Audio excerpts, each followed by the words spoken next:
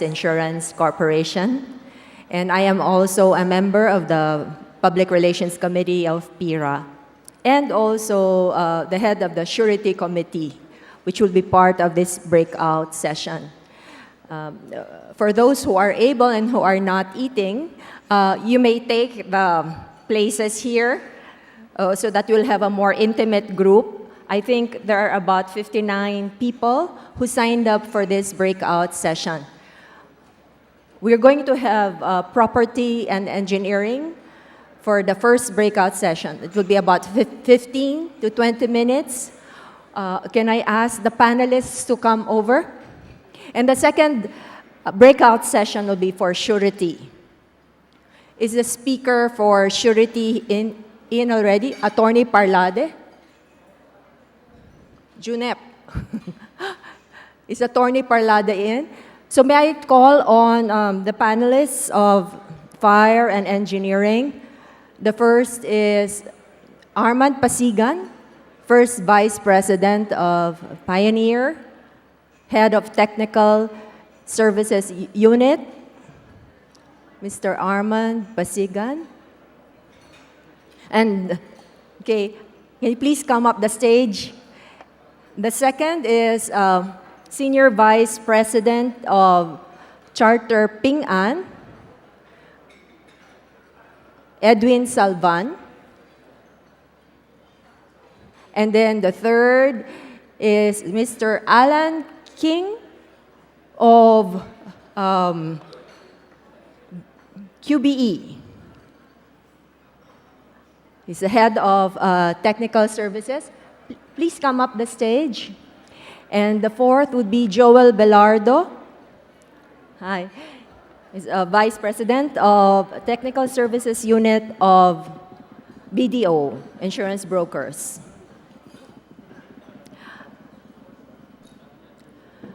So we will have, gentlemen, is it possible to keep the panel discussion to 15 minutes? Okay, because we're running very late. So I give the floor to you. You have microphones? Are they working? Have you tried your... Yes. You might either take this or that microphone.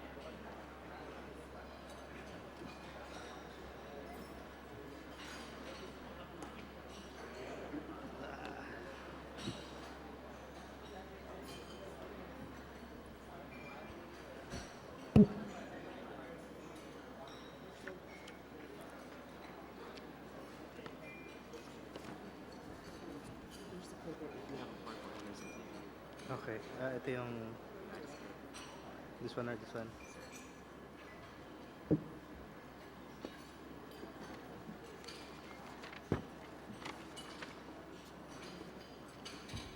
Hello. Start. Hello, good morning. I'm Alan King. I'm from QBE Philippines.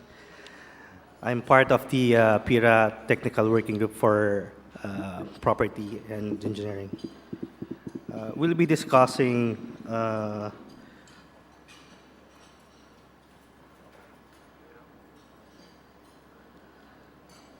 following: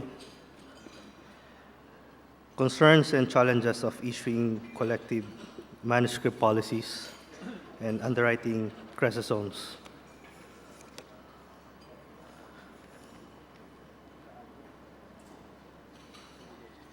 We have identified the following concerns or issues for collective manuscript policies. First is the role of the lead insurers. It's not clearly defined. Are we confined with leading the terms and conditions for the policies? Policy wordings. We find that some of the insurance companies have each of their own policies, which are approved by the Insurance Commission, so this might be some issues. premiums and claims flow, who would collect and who would distribute to the panel, tax issues, the lead insurers clause, and the nominated adjusters are all adjusters nominated good with all of the panel of insurers. The second topic would be discussing are the underwriting of the credit zones. Present credit zone comparison, use of the subzones, and compared with the new ones. Upside and downside of the new and old credit zones.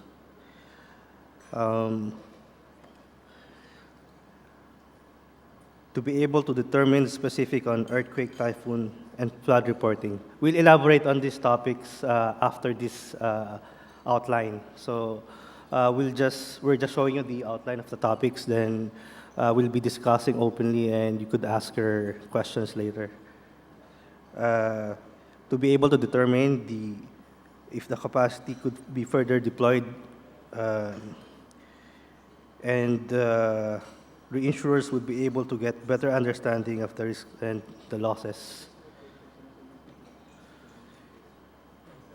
Need for IC to change the circular with regards to the crest zones and change in the system to accommodate new crest zones. Sorry.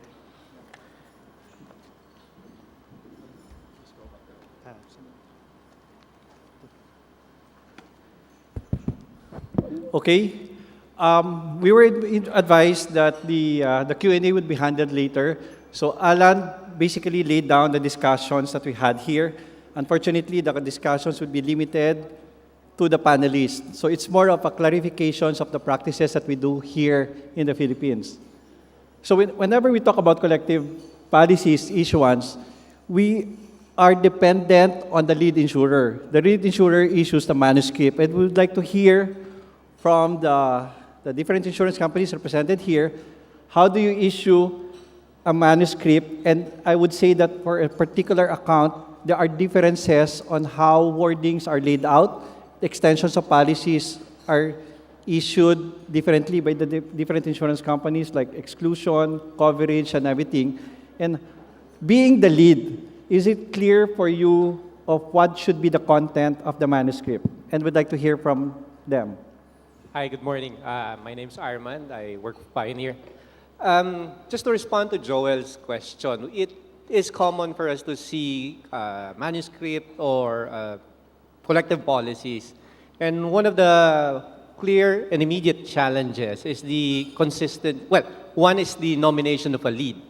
Because most large programs, property programs, require the collective or the consolidated capacities of many insurers, it so often happens that the role of a lead insurer falls on one or more companies. And if the placing broker or client is not very clear with the nomination of the lead insurer, you could have situations where one company would have a different position from another who would actually have the same shares. And that leads to problems in the settlement of claims or even just mere approval or agreement to bind a portion of the risk. So that's one concern. Second is on policy wordings. We know that all wordings that we use have to be approved by the Insurance Commission. And while each company endeavors to use IC-approved wordings, this is not always the case, and I'm sure those of us who have seen collective policies often would notice that there's several all-risk policies out there, not all of which are PIRA approved or, shall we say, what's the other common wording? The ABI, IAR wording. So again, you have disalignment of terms and conditions, which will only become very apparent and presents itself as a problem when you're already settling a claim. Third one will be discussed on the premium claims flow. I guess Edwin can elaborate further.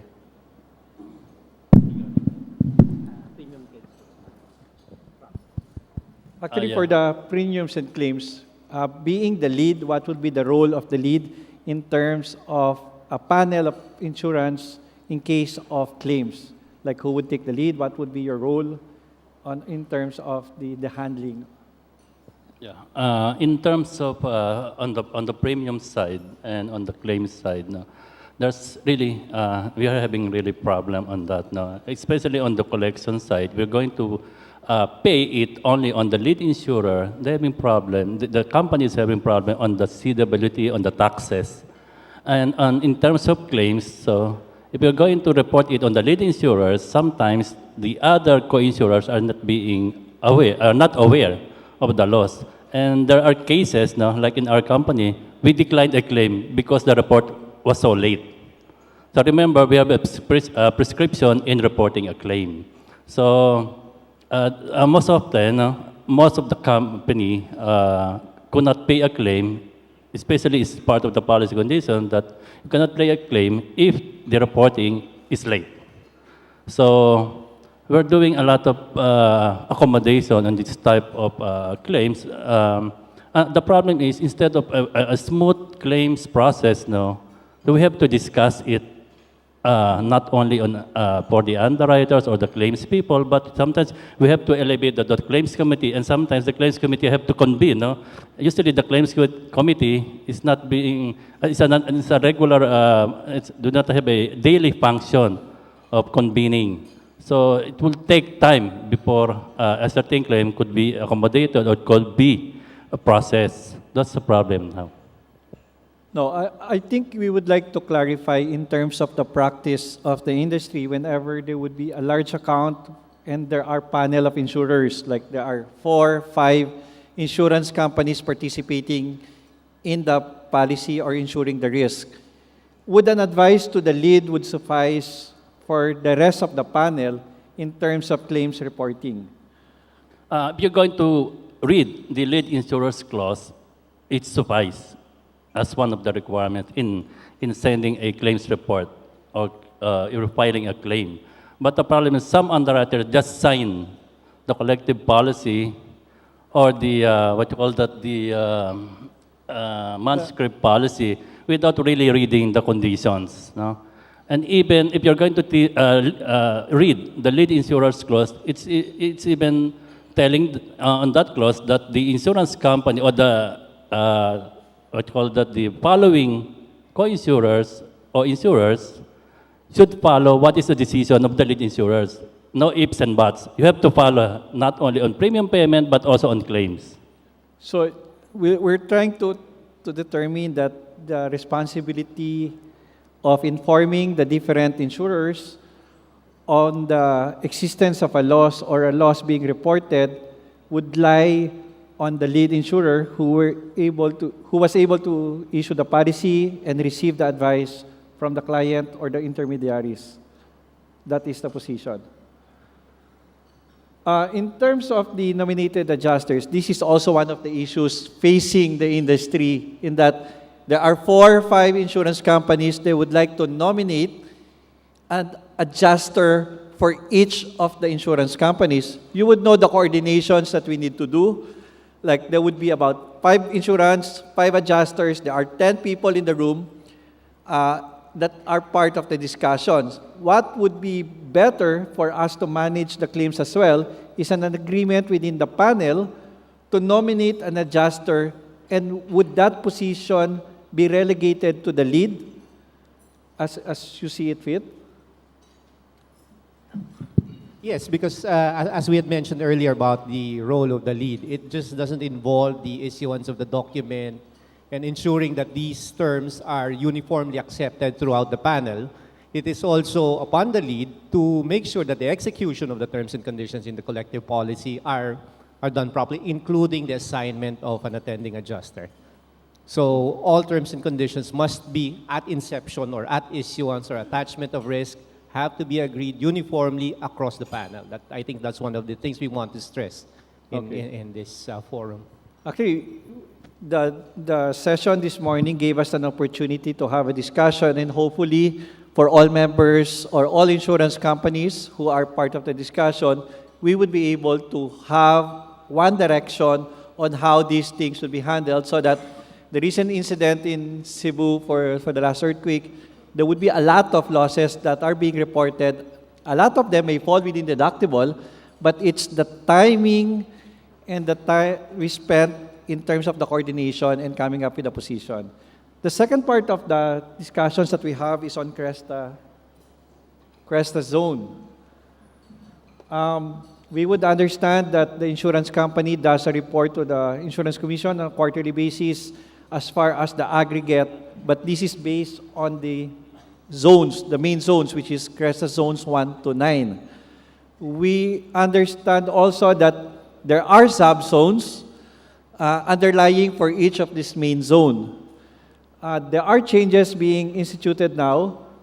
Oh, by the way, we might be talking about Cresta. Cresta is an organization established in 1977 by the insurance and reinsurance industry, and it's an acronym for Catastrophe Risk Evaluating and Standardizing Target Accumulation. So that's Cresta.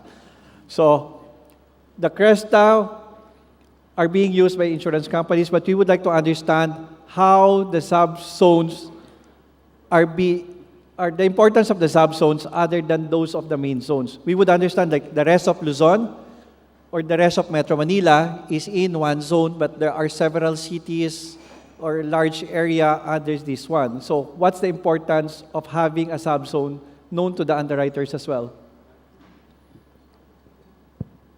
Actually, hello. Yeah. Actually, the Cresta now, the new Cresta zone, no? Before we have only 9 zones. Actually, it's 10 before, but that zone 10 is various locations. Now we're trying to eliminate the various locations and make sure that all risks being covered is properly tagged on each Cresta zone from 1 to 9. But currently, we have a new sub-zone. No? It's being spearheaded now by Munich Re to use that sub-zones, no, for the Cresta. And there's some changes, of course, on the sub-zones. So very important also is for the reinsurers. Now, for the main factor of underwriting or pricing a risk. So is the item or factor being used by the reinsurers to make it sure that the accumulation is being controlled. It can be used also by the insurance company. So in each region, you could now put a certain risk and have this controlled through your accumulation process, no? Or your, we call that aggregates, no? It's being also required by the Insurance Commission to submit these aggregates for each zone. Currently, the requirement is only from zone 1 to 9, which is also subdivided into zone A and B. And now, actually, we're waiting for the instruction from not only from the PIRA, but also from the Insurance Commission, if we were going to use the sub-zone in terms of reporting. But I believe that some of the insurers by next year, they're going to require to use the sub-zones. Before it's only 9, I've said, 9 zones. Now it's more than 80 sub-zones that's going to use for each policies being issued. Probably we need to go back on why Cresta were established. Actually, the point here is that the main purpose of having a Cresta is for determine the aggregates on certain zones, to divide the zones based on the exposure, and to generate the data that the industry will be able to have. If you look out about the different calamities that we have, the earthquake this month, the earthquake February last year in Dumaguete, these are all lumped into one general definition of Cresta, which is 1 to 9. We're saying that the sub-zones are not new, but these are not used or reported. So basically, if you look at about NCR, it would be on a per city. If you look about the region outside NCR, this is more on a per province basis, or sometimes they divide it into 2 areas. So underwriters would now be using or encoding information on the sub-zone, and would that post, I guess reinsurers would want to have a more detailed presentation, a better understanding of the aggregates of each of the zones. And you mentioned that you are supporting this initiative for next year in terms of mapping and encoding in our system. So that may require some IT. Would not it pose any issues for the insurance companies? No, actually, there's no issue as regard on the following the instruction of the insurance company. We're going to use the sub-zones on the Cresta zone. I think it's going to be very beneficial to the insurance companies because now the reinsurer will now price your excess of loss, the premium you're being paid on the excess of loss on the proper way in terms of the right accumulation for each zone.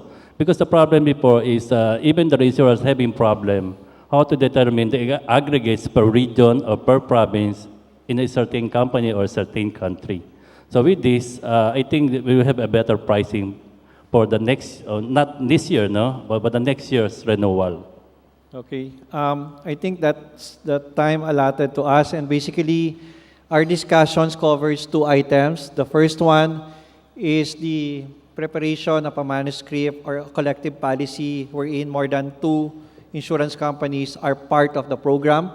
We lay down the responsibility of the lead insurer to be able to design a manuscript that would cover the coverages, the exclusion, and other pertinent information as far as the cover, so that in case of claim, there would be less ambiguity.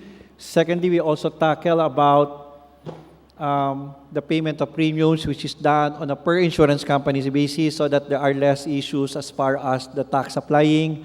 We also discuss the role of the lead insurer in terms of advising the other insurance companies of losses being reported to them, so that they would advise the other insurance companies in the program, and to at least agree for all of them to have a common or a nominated adjuster, so that there would be an easier or faster coordination within all parties involved. The second part of our discussions is basically on Cresta, and we are saying here that reinsurers would like to understand more, underwriters would like to understand the business that they write as well, in that it should not be limited to the main Cresta zones, but also go down into smaller areas, which is the sub-zones. There are other methods that we could use this, and I think Munich Re is driving the direction of having a common definitions on how Cresta zones, the sub-zones would be defined. They're going away from the numeric to alpha. And there would be, like, information would be shared through PIRA to all member companies. And again, thank you on behalf of the panelists, Arman Pisigan, Elvin Sadvan, Alan King, and myself, Joel Belardo. Thank you for joining us for the discussion.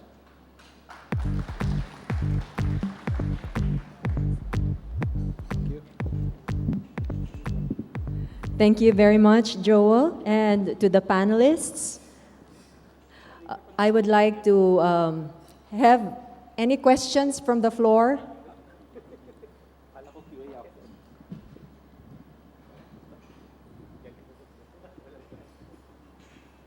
Seems like there are no further questions. Thank you very much. There is. Okay.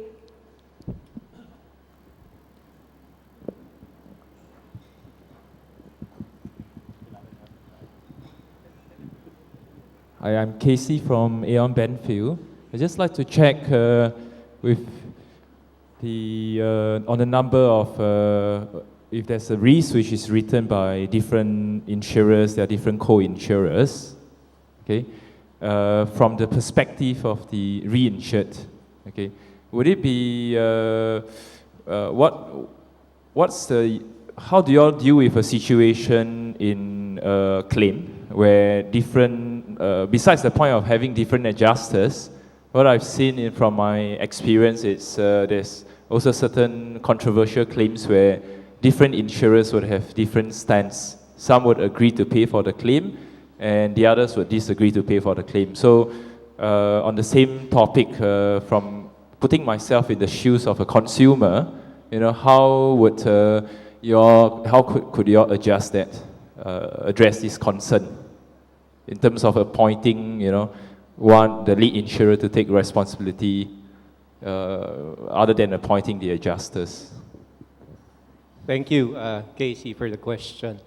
If I understood it clearly, you're referring to situations during a claims where there's disagreement among co-insurers and how this bears upon the consumer or the insured and how we're supposed to handle such a situation. This only highlights the importance of having a very clear direct contract or policy because there should really be no controversy if everybody agrees to the terms and conditions and if the incident or the claim is covered under the contract, then really personal or individual biases of certain companies or adjusters should not come into play. We feel that when we, for example, if we function as the lead, we have the duty to the assured to make sure that the promise made in that collective contract gets delivered. So if one or two panel or co-insurers in the program tend to look at the claim differently, I think it is also the lead's responsibility to convince them to toe the line and follow the contract and deliver the promise or pay the claim as it had originally committed to. But of course, in the real world, this can always be a challenge. And thus, the importance of having a convincing and a respected lead also comes into play. So I guess that's, unless you want to add. Okay, thank you. Thank you very much. In the interest of time, is it okay to limit the question to just one? Is it all right? Okay, thank you very much to the panel of fire. Oh.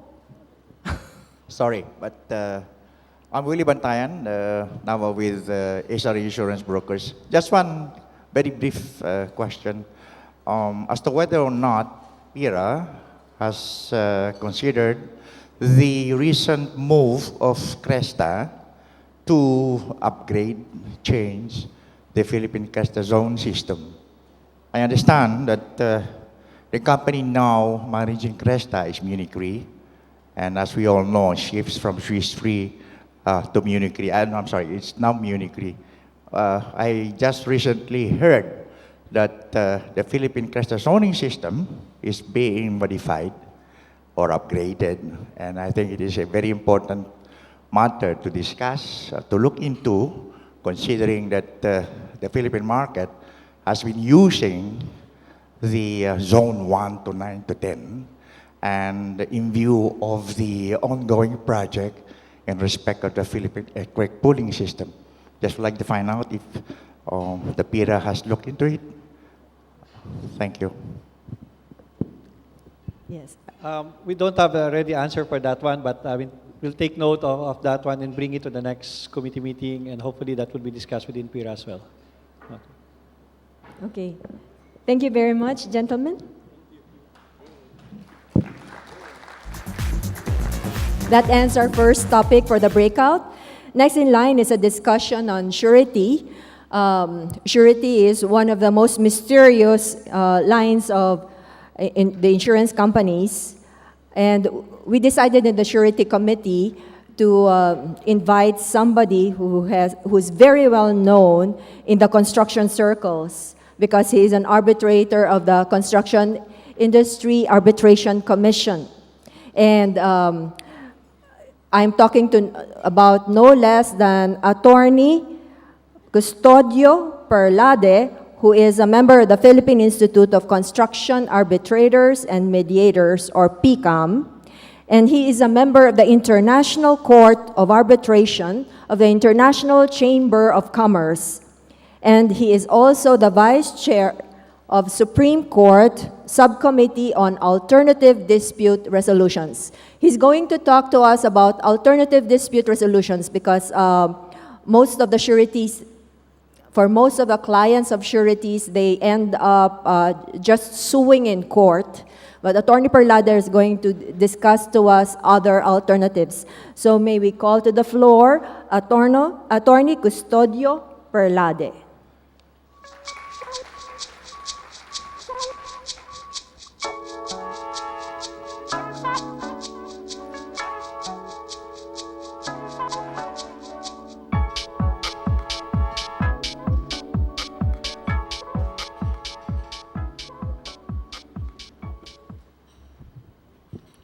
Ladies and gentlemen, good morning.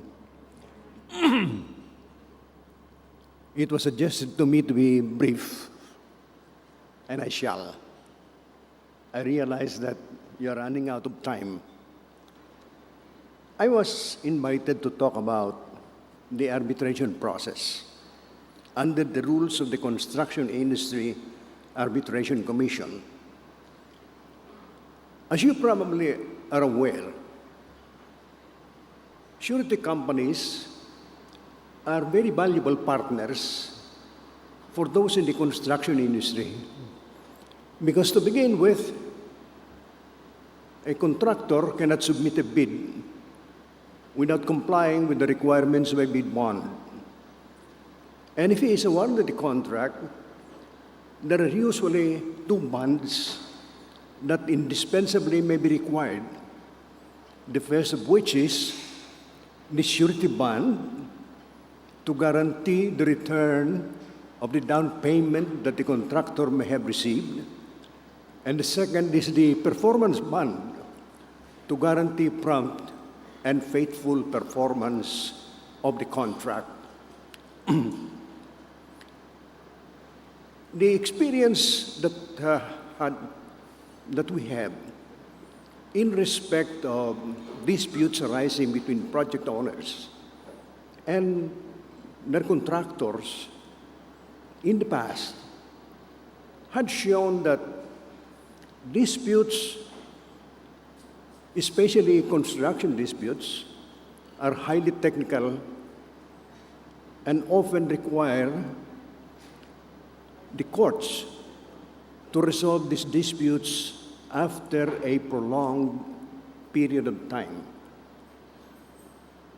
And so, sometime way back in 1982, the government started thinking about what needs to be done to alleviate the condition, especially of contractors in the construction industry.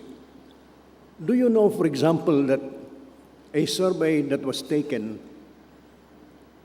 to determine what happens to construction companies after they're established? And it was shown that about 42% of contractors disappear every year. That is how high the mortality rate was. And so the government, looking into this problem, thought that there ought to be an alternative method by which these disputes may be resolved. And that alternative is the establishment of the Construction Industry Arbitration Commission.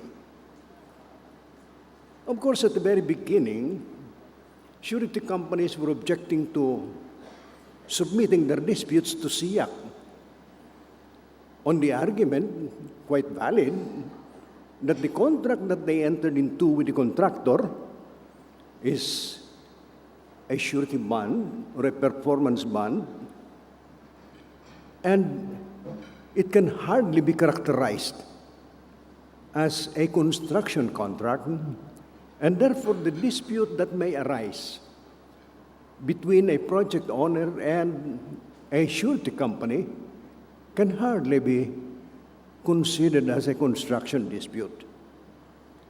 One thing, though, that the SIAC had insisted on was this: a surety bond or a performance bond may not be a construction contract, but certainly it is a construction-related contract. And when you enter into that bond, a close examination of its provisions would show that the bond relates to the construction contract itself, and in fact embodies the construction contract as part of the bond. And we say that the construction clause in the contract is incorporated by reference into the bond, thereby making the surety equally liable as the contractor. After a period of years, this has been accepted, and to the best of my knowledge, very few surety companies now object to being brought to the SIA as part of a dispute between the project owner and the contractor. In fact, I think in some instances, the sureties were very pleased. I remember one case where a surety bond was posted by the GSIS. The amount of the claim was very substantial, but GSIS did not interpose any counterclaim. I was then the chairman of the tribunal, and so when GSIS asked, how much do we pay? I said, you have no counterclaim, you don't pay anything. In the end, we absolved the GSIS completely, and they were very happy about that result.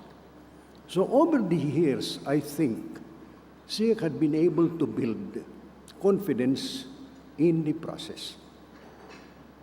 What needs to be done now, looking forward, is that you should look beyond the surety company, rather the surety bond and the performance bond. There are many other instances where the surety may be involved.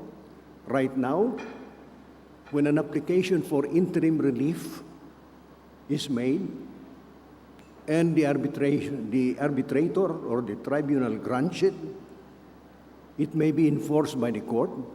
The court will require an injunction bond or an attachment bond or a reprimand bond or any other bond that normally a court issues in the course of a hearing. In addition to that, when a decision is rendered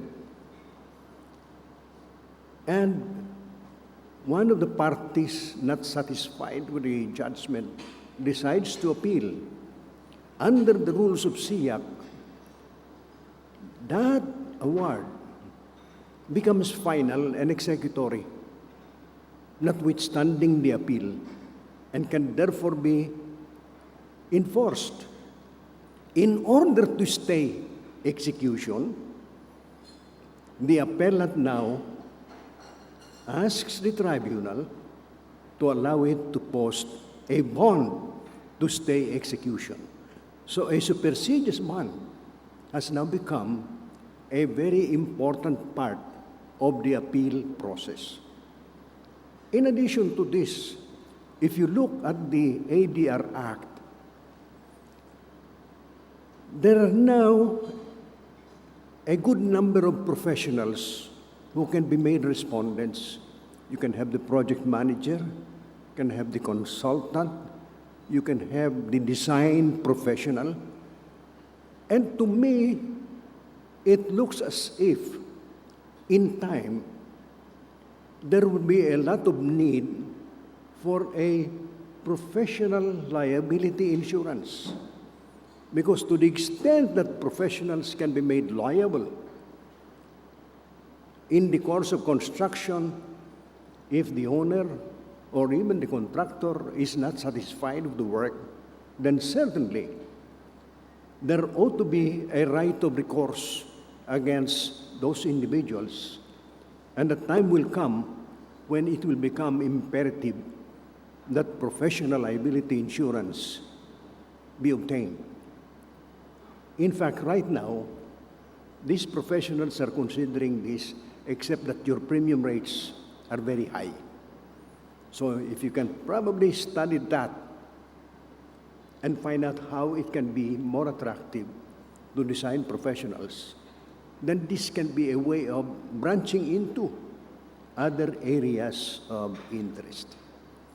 You know, I can discuss this with you for 1 hour. I usually lecture for 3 hours, but I have only 25 minutes, so I stop right there.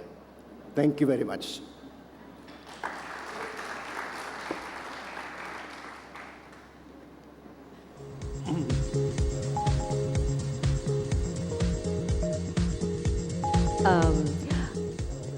Okay, he really cut down his lecture.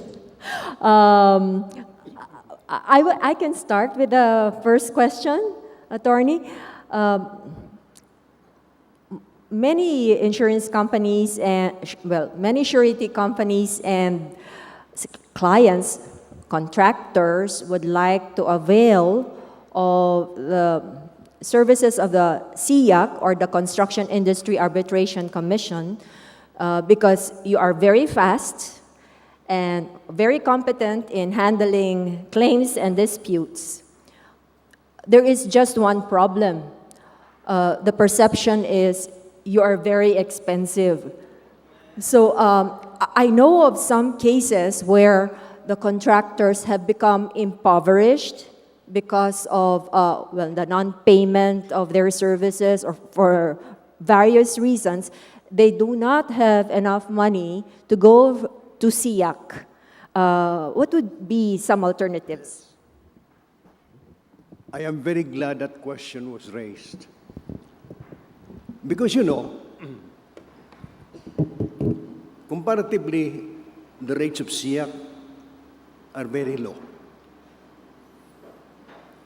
In fact, at one time a study was conducted. Let's suppose you went to court on a claim of, let's say, 50 million pesos. How much would you pay the court by way of docket and filing fees? Do you know that you pay more, the court, than the SIAC?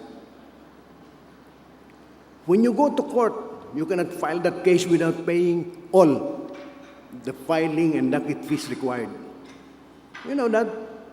And suppose 1 week after filing, you settle the dispute. Can you recover part of what you paid? The answer is no. In contrast, in SIAC, not only are the rates more reasonable, the fees are paid in installment. In installment. You don't have to pay it immediately. You pay a very small sum of money.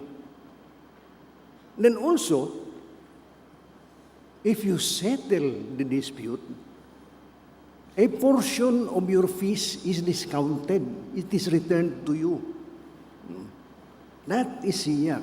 Now, in terms of the claims, every now and then, as an arbitrator, I would hear of complaints coming from parties saying, why is it that we are paying so much?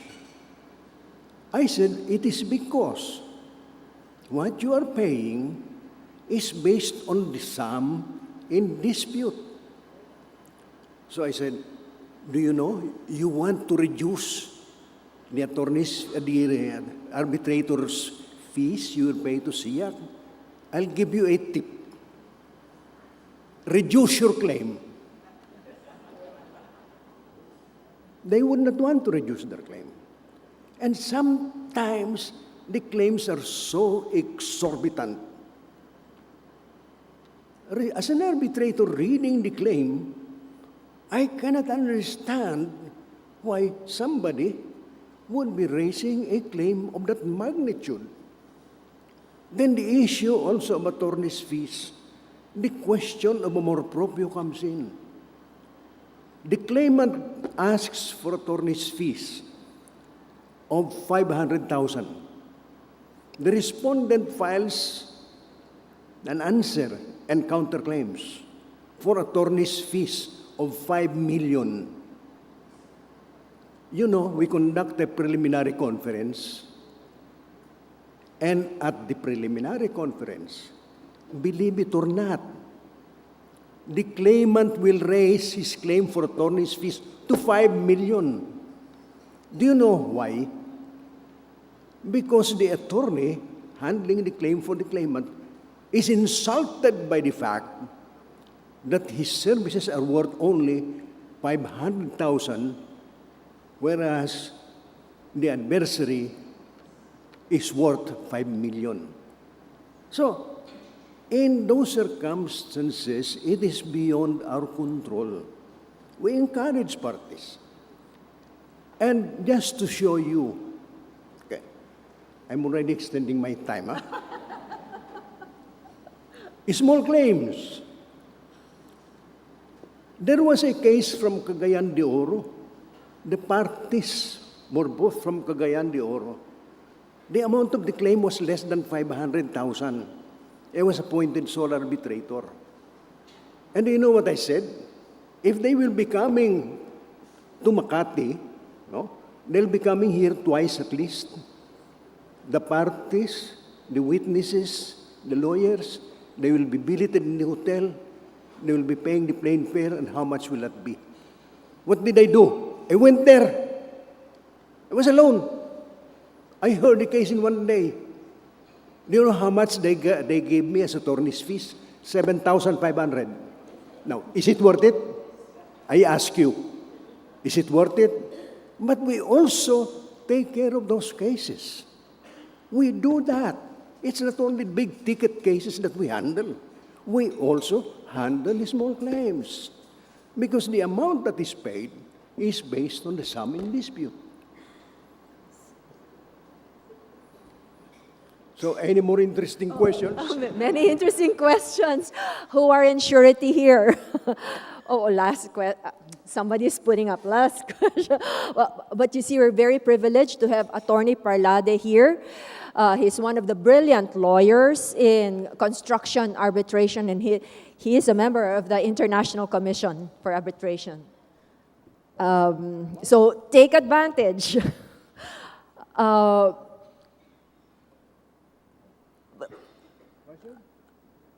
I have one question. It was on a segment that you missed out on your lecture because you shortened it. Attorney, you say that most of the time kasi the client goes to SIAC, the contractor goes to SIAC, and the project owner goes to SIAC, either one can sue. Either one can sue. Many times, the surety is not in the picture. So, is it a good thing for the surety to be impleaded? Is that the correct term? Impleaded in the case? Okay. I'll tell you my experience this. I've handled over 100 cases. So I think I can speak from experience. The construction disputes that are filed before SIAC rarely include the surety. So if you are not included as a party, then you cannot participate. But can you intervene? The answer is yes. In one case, the surety company asked my permission to intervene in the case. I immediately allowed, and I was very happy with this intervention because the lawyer was very good. In other words, the quality of the arbitration was enhanced with the participation of the surety. And I would like to encourage you, you have nothing to lose.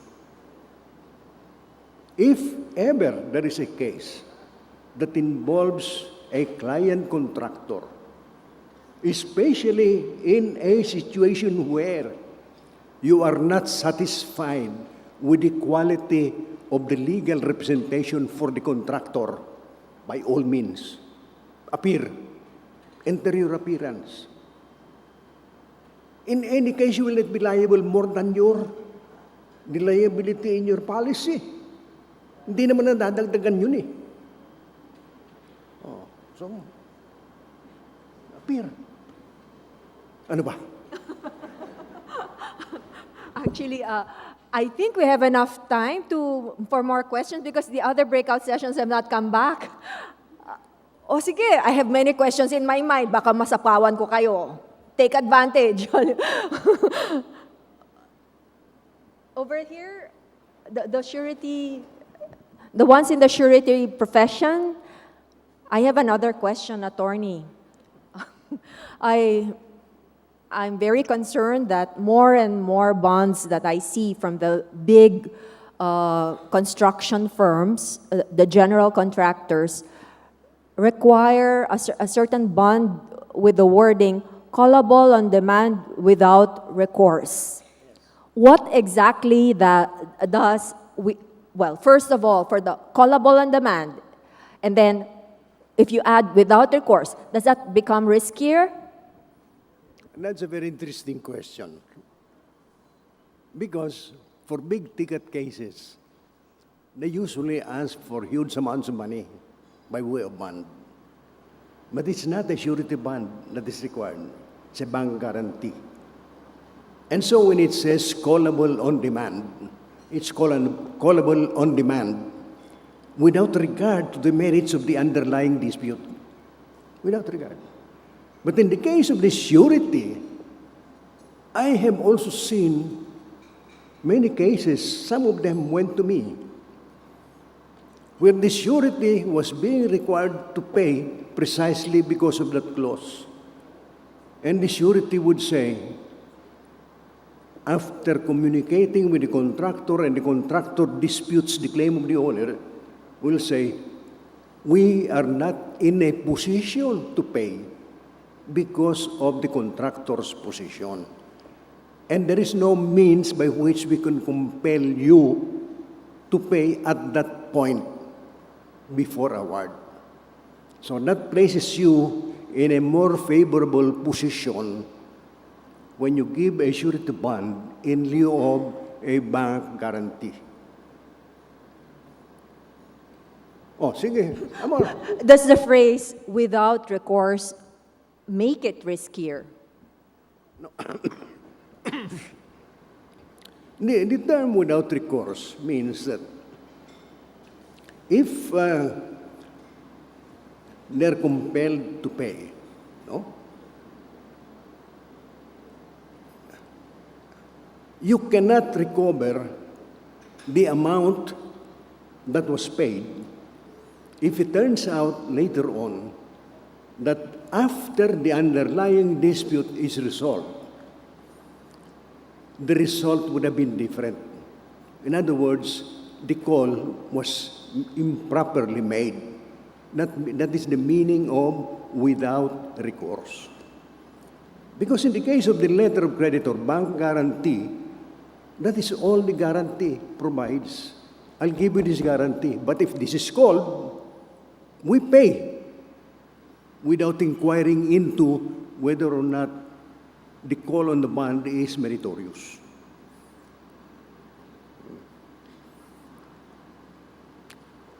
So, last 5 minutes. Yun. Oh, last 5 minutes. Wait, wala pa yung ibang breakout sessions eh. No? Nandiyan na ba sila? They're on the way na. Okay. Maybe last 5 minutes, you want to take advantage? Anyone in the question? Mitch, you might have a question for surety. Attorney, I have another question. I'm taking advantage. It's so difficult to get hold of Attorney Parlade, and he is very expensive because these arbitrators give a lecture for one day for 50,000 pesos. Attorney, from your experience with all the construction disputes that you have handled, would you have any advice for the contractors? What should they do at the beginning of the construction, during construction, in order to defend and protect themselves? You know, before I became an arbitrator, since I was formerly involved with a construction company, and upon my retirement from that company, I've been lecturing on construction law. And I've been telling the contractors, will you kindly read your contracts first before you sign the contract? That's the most important. And you know, even those who now come to us, and when disputes arise, I would ask the question, why did you sign this contract with this provision? Ang sabi naman sa akin, hindi ko alam basta pinirmahan ko. Okay. A contractor signs a contract by verifying only two things. First, is his name spelled right? Second, is the contract price properly reflected? All the others are forgotten. That has been. The second was, I said, you know, when you submit a bid, you agree to perform the contract. But there are some employers who take advantage of the lack of interest of the contractor, if you wish, and impose unreasonable conditions, thereby making it very difficult for the contractor to perform and realize the profit that he expected from the work. So I told the guy, I advised the contractors, I said, you should be able to ask questions and ask for modifications of the contracts before the bid. Because in any case, it's a construction practice that there is a pre-bid conference during which you can ask questions. You better raise those questions. But they do not do that. They do not do that. Well, my frustration with contractors up to now, they simply are not interested in doing more than what they are doing now. And what is most exasperating is, because we have been conducting seminars for contractors, they expect the SIAC to correct the error for them. And I said, no way. We decide cases on the basis of the evidence. Therefore, if on the basis of your contract and your evidence you lose, you're going to lose. But I wish we can have better contractors. They don't do that. Ano pa? Construction law na yun, ha? Oh, Time is up. Thank you so much, Attorney Parlada. This is truly informative. You will be getting your plaque in the plenary session, Attorney. Please don't leave yet, Attorney, because you will be getting your plaque in the plenary session. The other breakout sessions are on their way back, and we will have the awarding of plaques as well as the statement of resolutions for the plenary session. After that, we will have lunch. Thank you very much.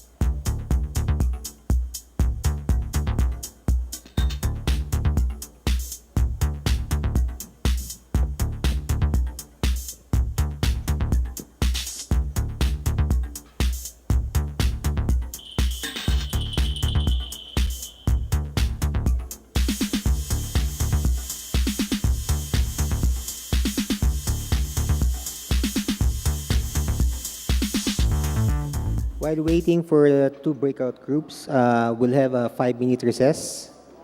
You may want to go to the comfort rooms.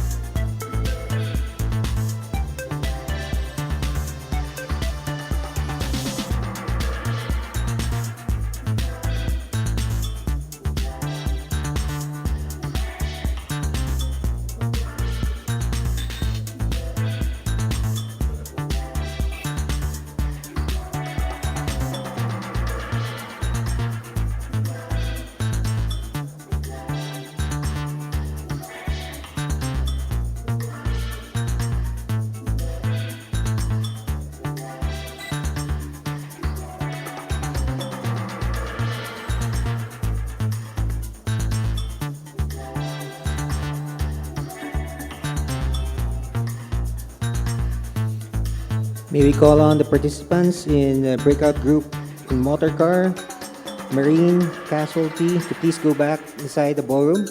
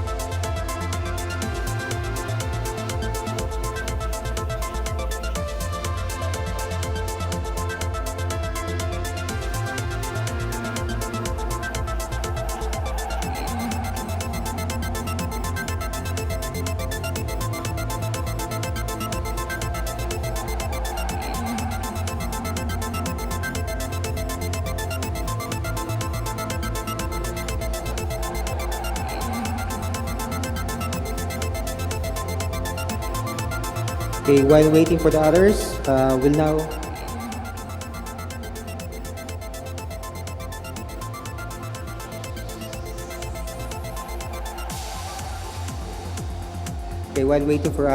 we'll now provide the certificate of appreciation to the panelists. We'll start with breakout group 1, which is fire and engineering. May I call on Mr.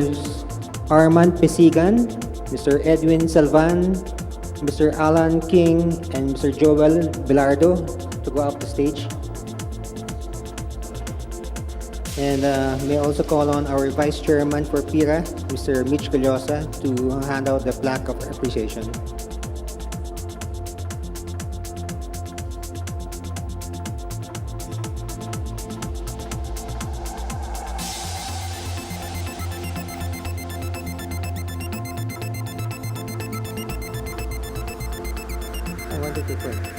Oh, sorry, I forgot. Attorney Custodio Parlade is also part of breakout group 1.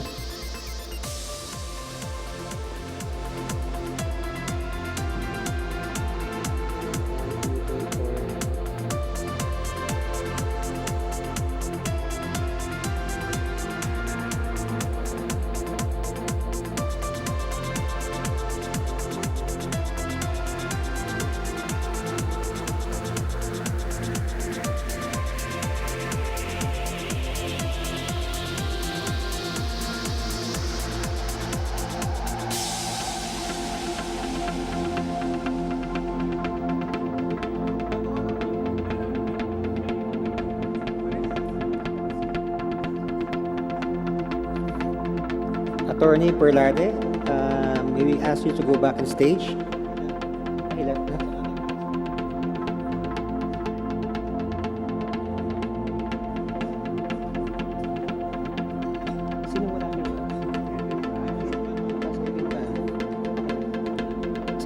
Mr. Collosa, may we request you go up on stage?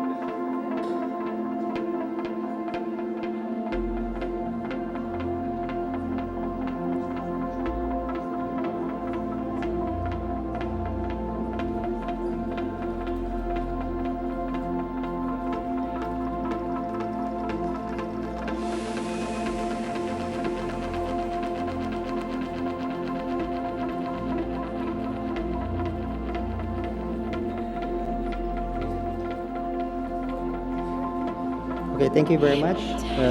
Panelists on Fire and Engineering and Surety. May we call on Mr. Steve Chow for the breakout group on motor cars?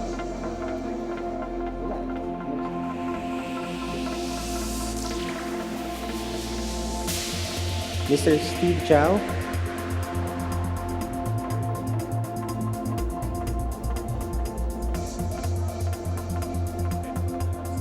Yes.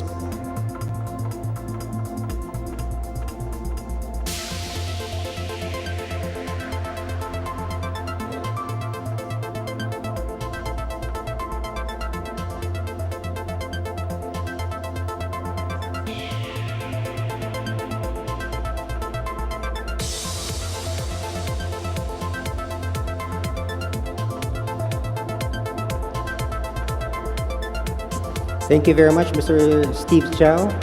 For the breakout group on marine and casualty, may I call on Ms. Mirna Clemino and Mr. Alan Santa Ana.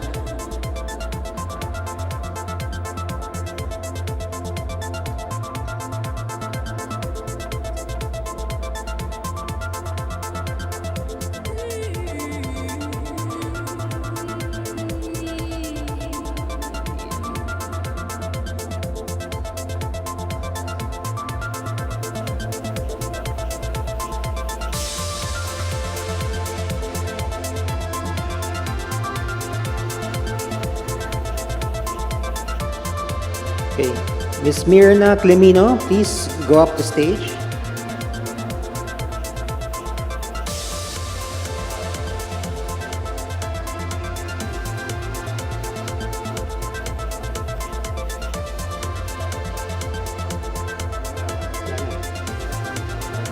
Okay, welcome back everyone. Please take your seats.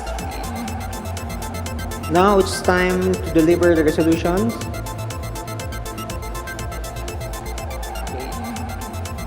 May we call back on stage Mr. Mitch Culiosa for the resolution.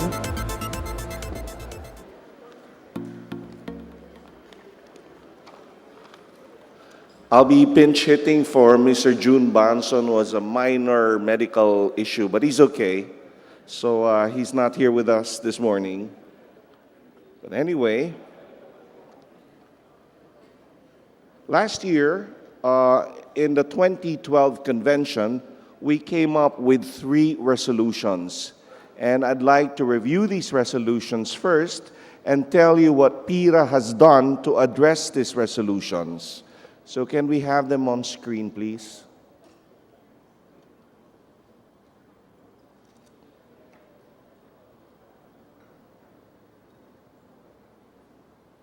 Okay. In last year's PIRA Stakeholders Convention, we gathered together at the Marriott Hotel Ballroom to adopt the following resolutions. The first is to focus on the information initiative for its members about the ASEAN Economic Community. What we have done relative to that is that we published a comparative study on ASEAN insurance issues. We also organized a seminar on tax implications on mergers and acquisitions. The second resolution that we came up with last year is to support and participate in the establishment of a disaster mitigation program of the ADB and various other government agencies. Now, what has PIRA done relative to this is that we signed a memorandum of agreement with the UP, the Philippine Institute of Civil Engineers, headed by Dr. Benito Pacheco, and PhilVolks, headed by Dr. Renato Solidum, who's kind of famous now because of the earthquakes and their fault mapping. And we signed this memorandum of agreement to work together for disaster research. We also became actively involved in the technical working group on compulsory earthquake insurance. And the third resolution that we came up with last year is to try and return to disciplined underwriting and pricing. I don't think we've gotten far with that, but what we did at PIRA is we produced the Red Book to remind all of us, insurance professionals, about the regulations against tariff breaching. So everybody has that Red Book. Please take a look at it so we're all aware of what we're doing. Now comes the time to come up with the resolutions for 2013.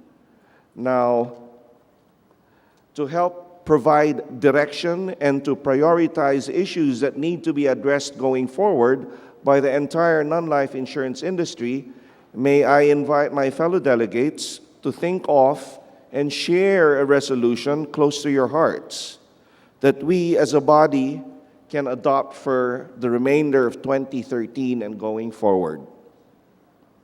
So the floor is open. If you have any resolutions for this convention on mind, please take the mics.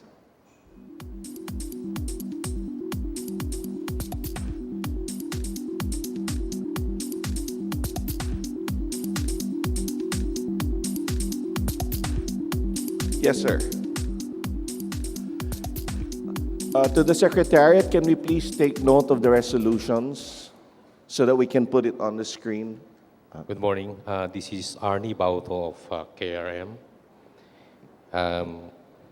I propose to promote seminars and trainings that will prepare the industry for the ASEAN Free Trade in 2015. Thank you very much, Arnie. Thank you. I think that's very important. 2015 is around the corner, and we do have to prepare for that. The Insurance Commission has put up a table to handle that, and we'll work closely with the IC to try and disseminate more information on AFTA going forward. But thank you very much. We shall adopt that as a resolution for 2013. Are there any other resolutions? Yes, sir. Mr. Dimacali. Given that there's been an increase in cat events in our environment, I would recommend that PIRA invest seriously on this disaster research and focus on more development tools so that the PIRA members can use that to better appreciate the risk, give advice to our clients to mitigate the risk, and perhaps even improve the pricing. Thank you very much, Mr. Dimacali. Did we get that? I hope we worded it correctly, Ramon. Okay. Thank you very much. So we have two resolutions. Are there any more from the floor? Yes, my colleague, Mr. Richie Dones. One of the resolutions that we want to adopt is to strongly lobby for the passage of a non-life insurance tax rationalization law that would lower the taxes of a non-life insurance product to make it more affordable to the Filipino that need it most. Well, thank you.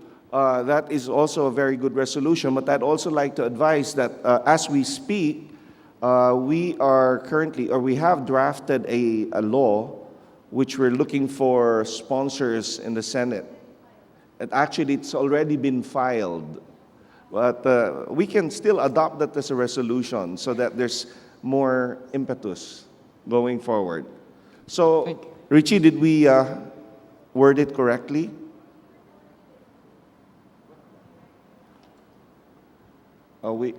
Pakiulit na lang, please. Baka hindi nakuha. To strongly lobby for the passage of a non-life insurance tax rationalization law. Passage.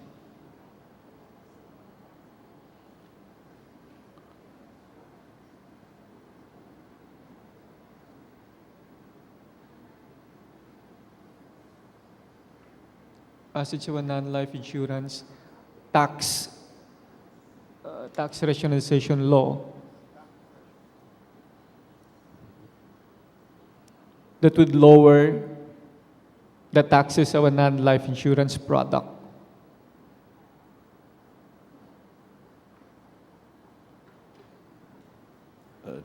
To make it more affordable to the Filipino people. Thank you very much, Richie. I think we have room for one more. Oh, Attorney April Morales. Attorney April Morales from Taradel Surety. Another resolution we came up with was to come up with more projects to promote unity in the non-life insurance industry. I think that is likewise very important. Thank you, April. Did we get that? To come up with more projects to promote unity in the non-life insurance industry. Thank you.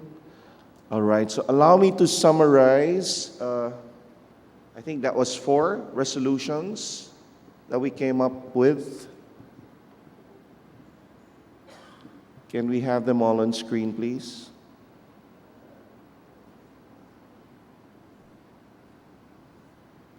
I think we lack, this is relative to the AFTA. So to promote seminars in preparation for the 2015 implementation of the AFTA and the AFAS.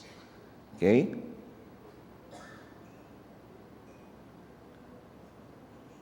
AFAS, that's right. And the second resolution is for PIRA to invest seriously on disaster research and focus on more development tools and give advice to our clients to mitigate risk and improve the pricing. And I suppose this would pertain to cat perils. And the next is to strongly lobby for a passage of non-life insurance tax rationalization law that would lower the taxes of a non-life insurance product to make it more affordable for the Filipino people. And lastly, to come up with more projects to promote unity in the non-life insurance industry. So ladies and gentlemen, those are the 4 resolutions that were coming up for 2014. And next year, hopefully we can report on the development relative to these resolutions.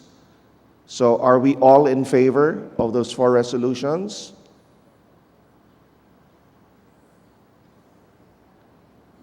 Any objections? There being none, we can adopt the 4 resolutions. Thank you very much.